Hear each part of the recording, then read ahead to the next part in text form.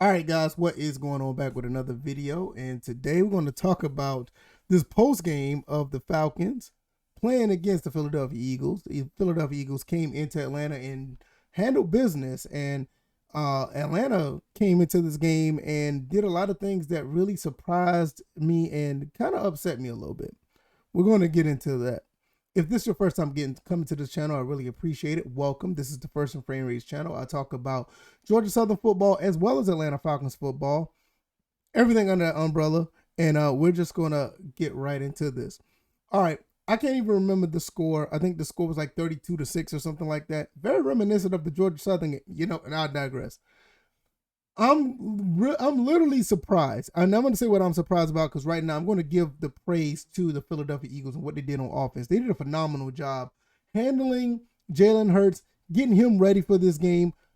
And he surprised me because I did not think, I'm not necessarily a Jalen Hurts hater, but coming out of college, I did not see him being an NFL quarterback. But they groomed him, they prepared him, they did a phenomenal job getting him ready. And I thought that Jalen Hurts did a great job in this game. Nothing to take away from that. Great job by them and the rest of the team in general. I'll double back to that for a second. What I was also surprised and a little upset about is the performance of our offense in Atlanta.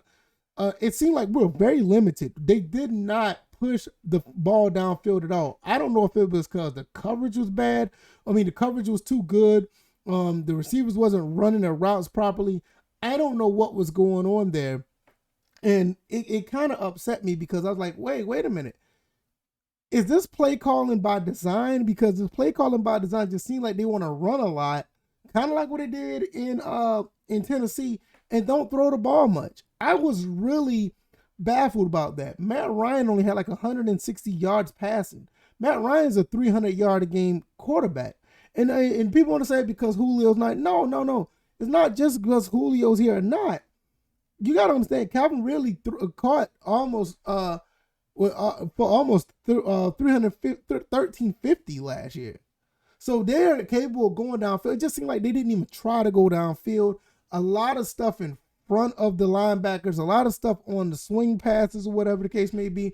And they did a good job running the ball. They ran the ball for 100 yards to start off with and come to turn back around to get away from the run, or they couldn't run, or they just didn't design the runs properly. It just seemed like they just got away from everything that they did. Even though if they were stymied, they did not play aggressive enough to go downfield until it was too late, and the Eagles had their ears pinned back. And for the most part, it was tee-off season at that point. Now, another thing, I knew our secondary was our Achilles heel. I felt like the secondary was our Achilles heel. I thought the secondary was going to be the ones that give up a lot of plays, but not give up touchdowns. I said this in my pregame show. I said this in the preview as well. I just felt like our secondary is just not there. And I expected, for them to get some yards with Devontae Smith, Jalen Reagor. I kind of felt that was going to be the case. That's a given. What I didn't account for was the front seven did their job. Believe it or not, the Atlanta front seven ran a lot of stunts, blitzes, delayed blitzes. They did a really good job. To counter that, the Eagles did a phenomenal job of picking up the blitz. And it was a good thing to see. Not only that Jalen Hurts was able to escape out the pocket a lot. And he made some plays with his legs, which he's known for. But we did not contain him with all the athletes we have on the front seven. Now, we did get pushed around a little bit in the running game, which that was surprising as well. But as far as passing goes, they were able to pass the ball because they picked up the blitzes that we were able to cook up.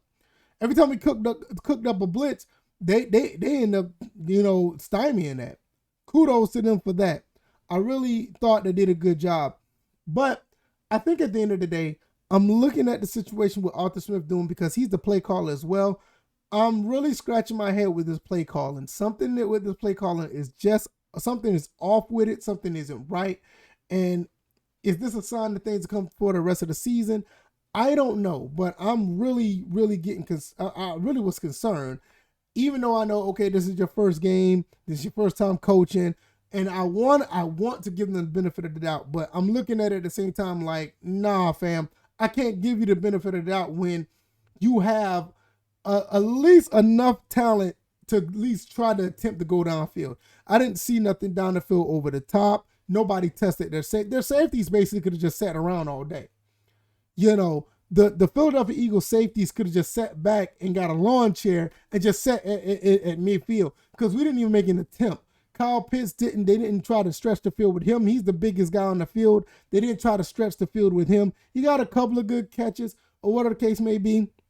But, you know, that's another thing for another day. And I know people are already probably putting it in the comment section, so I'm going to talk about it now. Our offensive line needs a lot of work. Jalen Mayfield, with all the false starts, giving up sacks, letting guys get through in the running game, you know, getting Matt Ryan no time. Jalen Mayfield is a rookie. I get it. He had his work cut out for him today, and I'm starting to question how is this going to go in the long run. Is he going to get better? Whatever the case may be. But today, he got pushed around a lot. He was not focused. I don't know if the game was just too big for him. I understand it. You're a rookie. I'm not trying to pile on him. But from what I saw, it just seemed like it was a lot. I'll say it was a little bit overwhelming for him. And I think this is going to be something that's going to have to be either addressed, or it's going to have to be something that's going to be changed as far as him doing better. As far as it being addressed, I don't know if you have anybody else that's going to go in there and back up or take his place and do a better job. I don't know, because we're limited on the offensive line. I remember I was talking about this on the depth chart video, that we only got 8. I think we only got 8 offensive linemen on the depth chart, which is very it's very disturbing. We need more guys. We need more guys that can rotate in and out on the offensive line, especially when you know now with this situation you have.